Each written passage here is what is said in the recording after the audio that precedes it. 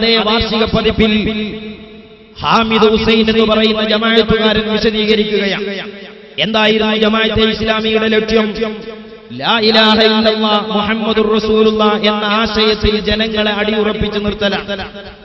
ഈ ഒരു ആശയത്തോട് ലോകത്തെ ഒരു മുസ്ലിമും വിയോജിക്കുന്നില്ല. പക്ഷേ രണ്ടാമതായി അവർ പറയുന്നത് ലാ ഇലാഹ ഇല്ലല്ലാഹ് മുഹമ്മദുർ റസൂലുള്ളാഹ് എന്ന തൗഹീദിന്റെ കലിമയെ മൗദൂദി എന്ന് പറയുന്ന അധികാരമോഹിയുടെ താല്പര്യങ്ങൾക്ക് എങ്ങനെ ഉപയോഗപ്പെടുത്തുന്നു എന്ന തിരിച്ചറിവാണ്. എന്താണ് പ്രബോധനത്തിൽ രേഖപ്പെടുത്തുന്നത്? രണ്ടാമത്തെ ജമാഅത്തെ ഇസ്ലാമിയുടെ ലക്ഷ്യം എന്തായിരുന്നു? അത് ജമാഅത്തിന്റെ ലക്ഷ്യമായ ഹുകൂമത്തെ ഇലാഹിയിലുള്ള അടിയുറച്ച വിശ്വാസത്തോടെ ഓരോ അംഗവും ജമാഅത്തിൽ നിലയുറപ്പിക്കുക. വളരെ വ്യക്തമായി മലയാള ഭാഷയിൽ പ്രബോധനത്തിന്റെ 50ാം വാർഷിക പതിപ്പിൽ ജമാഅത്തെ ഇസ്ലാമി ലാ ഇലാഹ ഇല്ലല്ലാഹ് മുഹമ്മദുർ റസൂലുള്ളാഹ് എന്ന തൗഹീദിന്റെ കലിമയെ എങ്ങനെയാണ് വിശദീകരിച്ചത് എന്നും വിലയിരുത്തിയത് എന്നും വിശ്വസിച്ചത് എന്നും അടിവരയിട്ടുകൊണ്ട് ബോധ്യപ്പെടുത്തുന്നതാണ് ജമാഅത്തിന്റെ രണ്ടാമത്തെ ലക്ഷ്യം. എന്താണ് ആ ലക്ഷ്യം? ഇന്ത്യ രാജ്യത്ത് ഹുകൂമത്തെ ഇലാഹി വരണം എന്നതാണ്. അഥവാ ദൈവത്തിന്റെ രാജ്യത്ത് ദൈവികമായ ഭരണം എന്നതാണ്. ഞങ്ങൾ തീർത്തു പറയുന്നു, ആ ഒരു സ്വരം 1940കളിൽ മൗദൂദി ഉയർത്തിക്കൊണ്ടുവന്നത് ഇന്ത്യയിൽ ഹിന്ദുവിന്റെ ഭരണം വരണം എന്ന് പറഞ്ഞ വർഗീയ ഫാസിസ്റ്റുകളുടെ സമാനമായ സ്വരമായിരുന്നു. ഖാജാ മുഈനുദ്ദീൻ ചിശ്തി അജ്മീരിയും അതുപോലെയുള്ള ധാരാളം ഔലിയാക്കളും അമ്പിയാക്കളും സാദാത്തുക്കളും ഇസ്ലാമിന്റെ പ്രബോധനം നിർവഹിച്ച ഈ മണ്ണിൽ ബഹുസ്വര രാജ്യത്തെ ഇതര മതസ്ഥർക്കിടയിൽ പാലം പണിതുകൊണ്ട് സഹവർത്തിത്വത്തിലും സഹാനുഭൂതിയിലും സ്നേഹത്തിലുമായിരുന്നു ഇസ്ലാമിനെ അവർ മുന്നോട്ട് കൊണ്ടുപോയത്. എന്തേ കാരണം? ഈ രാജ്യത്ത് ഒരു മുസ്ലിമിന് മുസ്ലിമായി ജനിക്കുവാനോ മുസ്ലിമായി ജീവിക്കുവാനോ മുസ്ലിമായി മരിക്കുവാനോ ഒരു പ്രയാസവുമില്ല എന്ന തിരിച്ചറിവാണ്. അതുകൊണ്ടാരും തന്നെ ഈ രാജ്യത്തൊരു ഇസ്ലാമിക ഭരണം വന്നാലേ ഇവിടെ മുസ്ലിമായി ജീവിക്കാൻ കഴിയൂ എന്ന വാദം ഒരു ഔലിയാക്കളും പണ്ഡിതന്മാരും ഇവിടെ പറഞ്ഞില്ല. പക്ഷേ ജമാഅത്തെ ഇസ്ലാമി പറയുന്നത് എന്താണ്? ജമാഅത്തും ഇതര മുസ്ലിങ്ങളും തമ്മിലുള്ള വ്യത്യാസം. ജമാഅത്തെ ഇസ്ലാമി പറയുന്നത് ജനാധിപത്യമുള്ളയിടത്ത് അള്ളാഹ്ക്ക് ആധിപത്യം ഉണ്ടാവില്ല. ജനാധിപത്യമുള്ളയിടത്ത് മൻമോഹൻ സിംഗ് ഭരിക്കുകയാണെങ്കിൽ പിന്നെ അവിടെ അള്ളാഹ്ക്ക് ഭരിക്കാൻ കഴിയില്ല എന്നതാണ്. കാരണം ഇന്ത്യയുടെ പ്രധാനമന്ത്രിക്ക് അള്ളാന്റെ പവറാണ് എന്നാണ് അത്രേ ഇന്ത്യയിലെ ജനങ്ങൾ വിശ്വസിക്കുന്നത്. അതുകൊണ്ട് തന്നെ അബുൽ അലാ മൗദൂദി ജമാഅത്തെ ഇസ്ലാമി രൂപീകരിച്ചപ്പോൾ അയാൾ അതിലൂടെ ഉദ്ദേശിച്ചത് എന്താണ്? ദൈവത്തിന്റെ രാജ്യത്ത് ദൈവത്തിന്റെ ഭരണം നിർവഹിക്കുക എന്നതാണ്. ആ ഒരു വിശ്വാസമാണ് ജമാഅത്തെ ഇസ്ലാമിയിൽ മെമ്പർഷിപ്പ് എടുക്കേണ്ടത്. ആ ഒരു വിശ്വാസത്തോടുകൂടെയാണ്.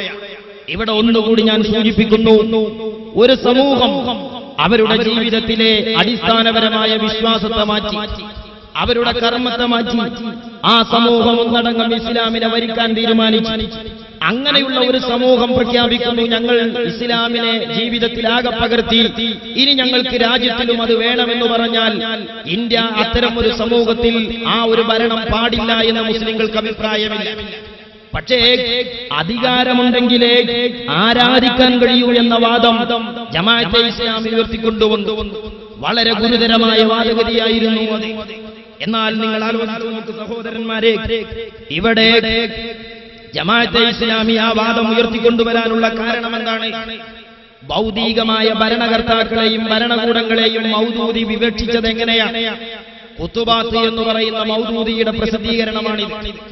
IPH-കാരൻ മലയാളത്തിൽ പ്രസിദ്ധീകരിച്ച മൗദൂദിയുടെ ഖുതുബാത്തിന്റെ പരിഭാഷയിൽ അബുൽ അലാ മൗദൂദി വ്യക്തമായി പറയുകയാണ്, കുഫറും അധർമ്മവും ഉത്ഭവിക്കുന്ന 3 വൻകിട മാർഗങ്ങളാണ് മേൽ പ്രസ്താവിച്ചത്.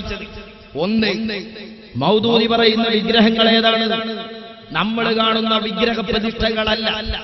മൗദൂദി പറയുന്ന വിഗ്രഹങ്ങൾ അതും ചെറുകിട വിഗ്രഹങ്ങളല്ല, വൻകിട വിഗ്രഹങ്ങൾ. ഏതാണ് മൗദൂദി കണ്ടെത്തിയ വൻകിട വിഗ്രഹങ്ങൾ? ഒന്ന്, സ്വേച്ഛയ്ക്ക് അടിമപ്പെടുക, സ്വന്തം ശരീര ഇച്ഛകൾക്ക് വിധേയപ്പെടുക. 2, പൂർവീകന്മാരുടെയും ഗോത്രക്കാരുടെയും ആചാരങ്ങൾക്ക് കീഴ്പ്പെടുക. 3, അള്ളാഹുവിന്റെ നിയമശാസനകളെ ഉപേക്ഷിച്ച് സൃഷ്ടികളുടെ ആജ്ഞകൾ അനുസരിച്ച് ജീവിക്കുക. അള്ളാഹുവിന്റെ നിയമത്തെ അവഗണിച്ചുകൊണ്ട് ലോകത്തെ ഭരിക്കുന്ന ഭരണകർത്താക്കൾ, മുതലാളി വർഗം, പുരോഹിതന്മാർ, നേതാക്കന്മാർ, വഴിപിഴച്ച സമുദായങ്ങൾ മുതലായവരെല്ലാം ഇതിൽപ്പെടുന്നതാണ്. മൗദൂദി ഇന്ത്യൻ മുസ്ലിങ്ങളോട് പഠിപ്പിച്ചു കൊടുക്കുന്ന വൻകിട വിഗ്രഹങ്ങൾ ഏതാണ്? IPHന്റെ പുസ്തകം തൊക്കിലിടയ്ക്ക് നടക്കുന്ന സോളിഡാരിറ്റിക്കാരനോട് വിനയത്തോടെ ചോദിക്കട്ടെ.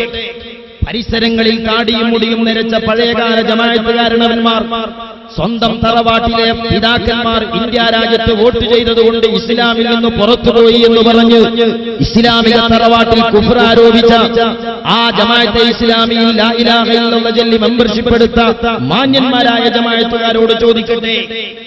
3 വൻകിട വിഗ്രഹങ്ങളായി ജമാഅത്തിന്റെ നേതാവ് പഠിപ്പിക്കുന്നത്. അതിൽ പ്രധാനപ്പെട്ട വിഗ്രഹമായി പറയുന്നത് ഭൗതിക ഭരണകർത്താക്കളാണ്.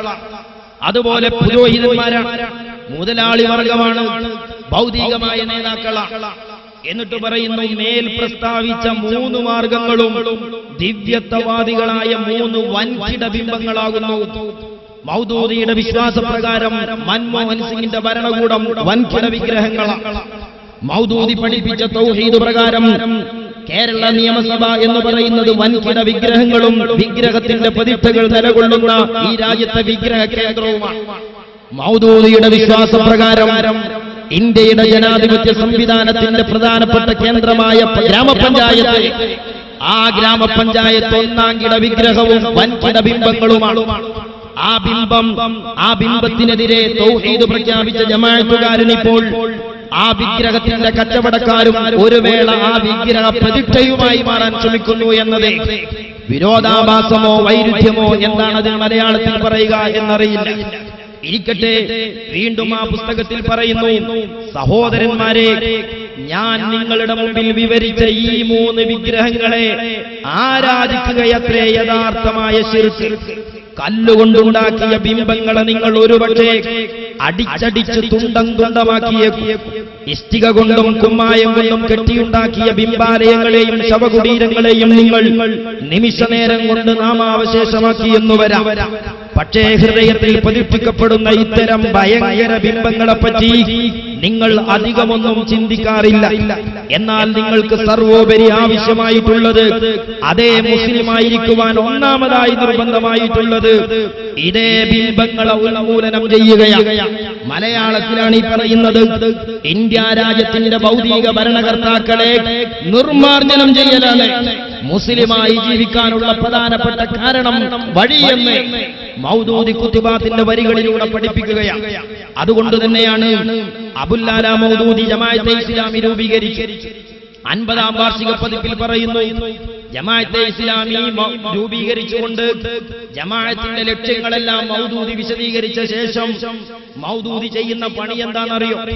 ഇതിനുശേഷം മൗദൂദി സാഹിബ് ഒന്നാമതായി എഴുന്നേറ്റ് നിന്ന് ഷഹാദത്ത് കലിമ ഉച്ചരിച്ചുകൊണ്ട് പറഞ്ഞു, ഞാൻ ഇന്ന് എന്റെ വിശ്വാസത്തെ പുതുക്കി ജമാഅത്തെ ഇസ്ലാമിയിൽ ചേർന്നിരിക്കുന്നു.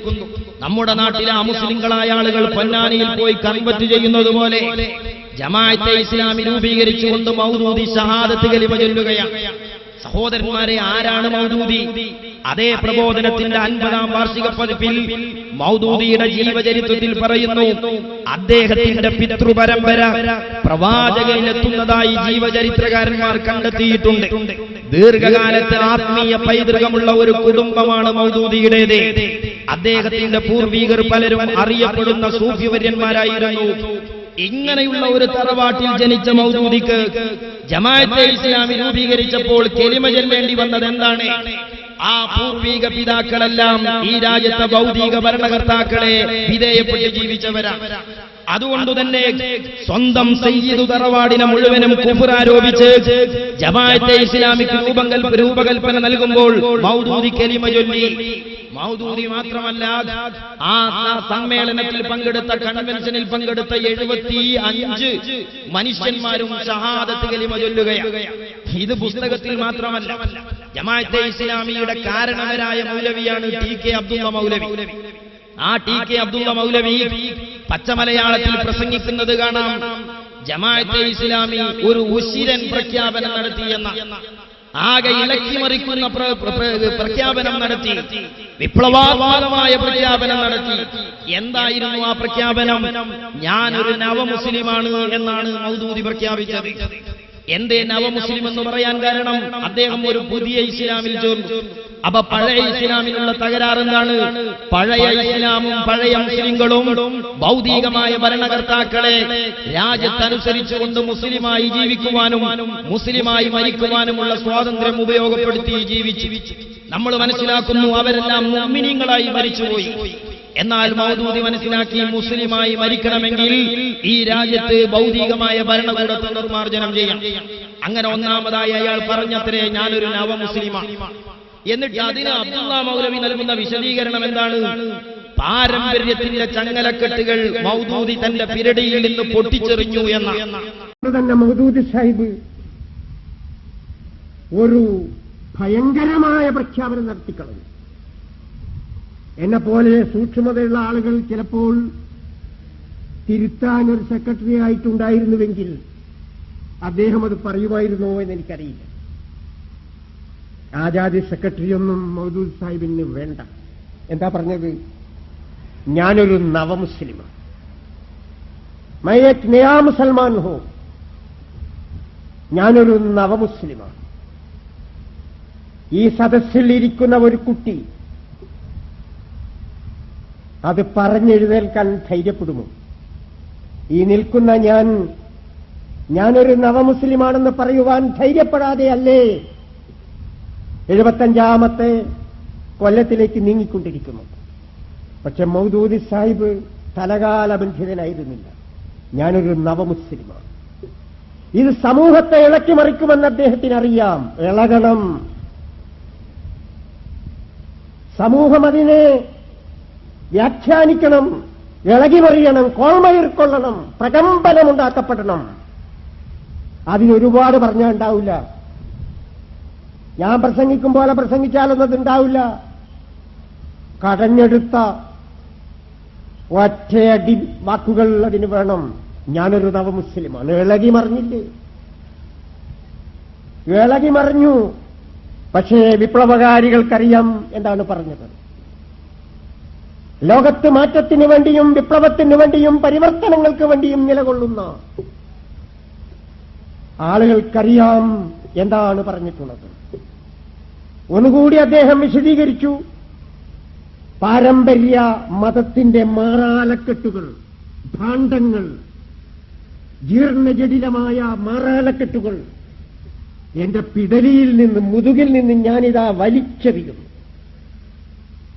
അദ്ദേഹം പറഞ്ഞത് കിതാബിന്റെയും സുന്നത്തിന്റെയും, ഖുർആനിന്റെയും സുന്നത്തിന്റെയും തൂവെളിച്ചമേന്തിയ ഒരു പുതിയ പദ്ധതി മൗദൂദി രൂപപ്പെടുത്തി. പഴയ പദ്ധതിക്കുള്ള കുഴപ്പന്താ ജമാഅത്തെ ഇസ്ലാമി കാണുന്നത്? ഭൗതികമായ ഭരണകൂടങ്ങളെ അവർ അംഗീകരിച്ചു എന്നതാണ്.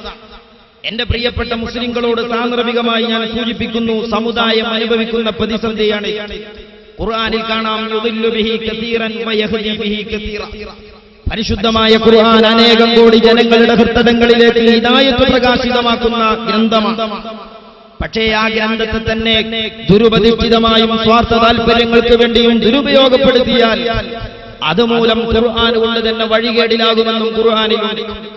ഇന്ത്യൻ മുസ്ലിങ്ങൾ ഔലിയാക്കളിലൂടെയും പൂർവികരിലൂടെയും കൈമാറപ്പെട്ട ഇസ്ലാമിക പ്രബോധനത്തിന്റെ സച്ചരിതമായ ഒരു വഴി, ആ വഴിയിലൂടെ കൈമാറി കിട്ടിയ ഇസ്ലാം, ആ ഇസ്ലാമിനെ ഇടക്കാലത്ത് സ്വന്തം താൽപര്യങ്ങളിലൂടെ വിശദീകരിക്കാൻ തുടങ്ങി. പഴയകാലത്തെ പണ്ഡിതന്മാർ നമ്മളെക്കാളും വിവരമുള്ളവർ പറഞ്ഞത്, നമ്മളെക്കാളും വിവരമുള്ളവർ പരിചയപ്പെടുത്തിയത് തള്ളിക്കളയുകയും അവരവരുടെ താൽപര്യത്തിന് വേണ്ടി സ്വയം വ്യാഖ്യാനിക്കാൻ തയ്യാറാവുകയും ചെയ്യും. വഹാബി പ്രസ്ഥാനം കടന്നു വന്നപ്പോൾ അവരുടെ ലക്ഷ്യം നിലവിൽ സമുദായത്തിന് നേതൃത്വം കൊടുത്തിരുന്ന വെളിയങ്കോട് ഉമർ ഖാദി, ആലിം മുസ്ലിയാർ, അങ്ങനെയുള്ള ഔലിയാക്കളും സ്വാലിഹീങ്ങളും നേതൃത്വം നൽകിയിരുന്നു. ആ മുസ്ലിം സാമുദായിക നേതൃത്വത്തിൽ നിന്ന് ആ നേതൃത്വത്തെ തട്ടിയെടുക്കാൻ അവരെല്ലാവരും പഴച്ചവരാണ് എന്ന് പറഞ്ഞ് സമുദായത്തെ അവരുടെ പിന്നിൽ നടത്തി മാറ്റുക എന്നതായിരുന്നു അവരുടെ ലക്ഷ്യം. സാമുദായികമായ നേതൃത്വം കൈയടക്കുക എന്നതായിരുന്നു.